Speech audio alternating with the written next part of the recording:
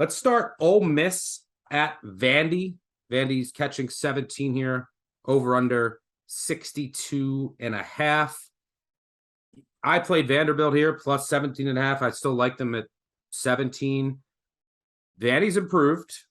They got drilled by Alabama, but that was to be expected.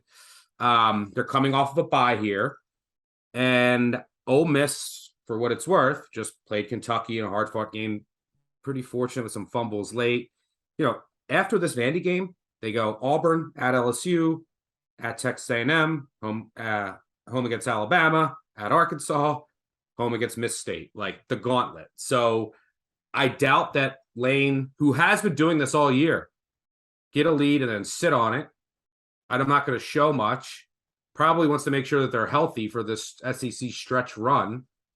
So, and not only that, I think Vanderbilt can hang around here. I just haven't been impressed with Ole Miss. I mean, like, they barely escaped Kentucky, who I'm really low on, barely escaped Tulsa.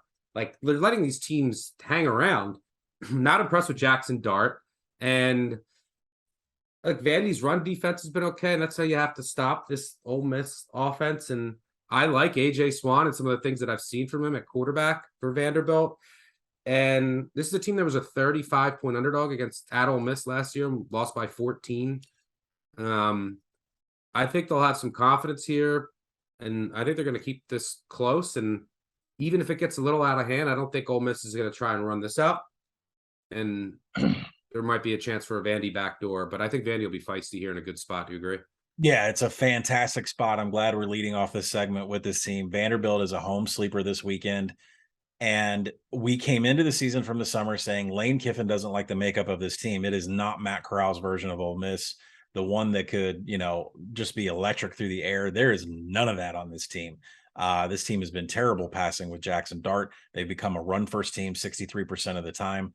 And so when you switch back over to Vanderbilt, you mentioned AJ Swan. I mean, for 2 years, we had this Mike Wright, Ken Seals quarterback battle.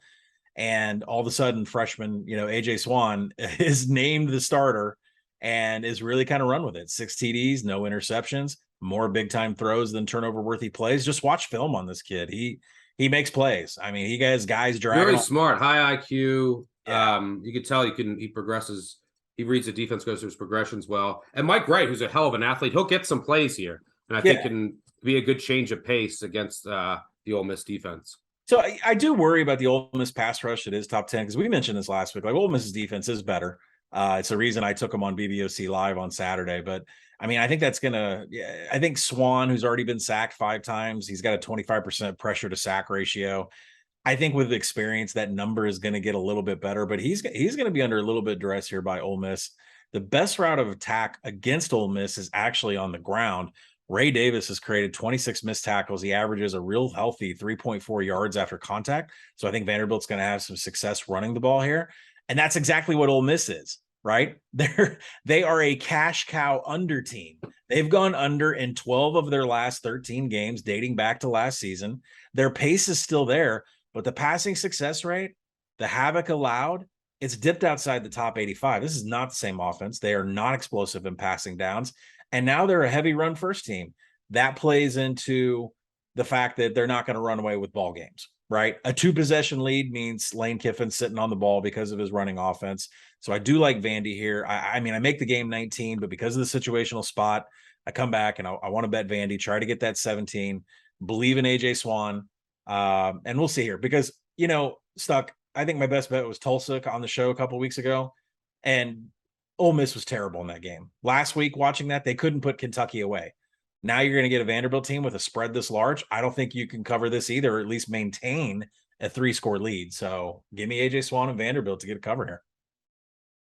Yeah. I just hope you got to hope maybe that the fourth down variance goes away because Lane's going to go for it a lot. So you just hope that every 4th down early doesn't go against Vandy. And if 1 or 2 goes the other way, then we'll be sitting pretty.